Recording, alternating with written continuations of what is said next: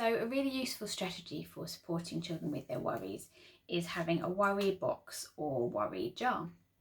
And the idea of this is that children can write down or draw a worry at any time and put it in the jar, and it will then be looked at a designated time.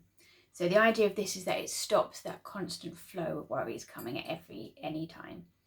And you then have a set kind of reflection time where you go to the jar or the box, you take out the different worries and you go through them with the child.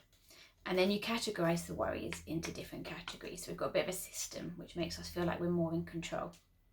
So one of the categories could be things that they're worried about that probably are never going to happen. And it's important to acknowledge those fears, but also reassure them that they're not likely to happen. So put a red line through them, screw them up, put them in the bin. So there's a physical action of getting rid of them. Then things that they don't like but that can't be changed.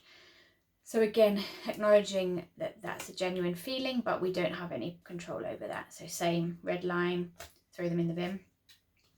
Then things that can be sorted out by other people. So these are the important ones.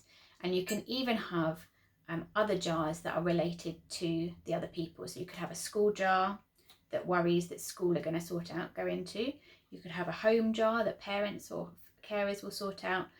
And those are then, as clear actions, we're going to pass them on to those people.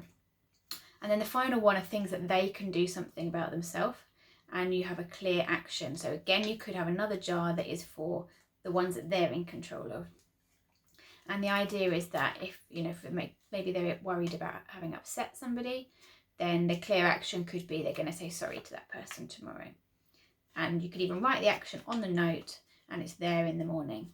So having that kind of system can really help, and also having a set reflection time can mean that the worries are taken from your brain and are kind of parked and they're there for later.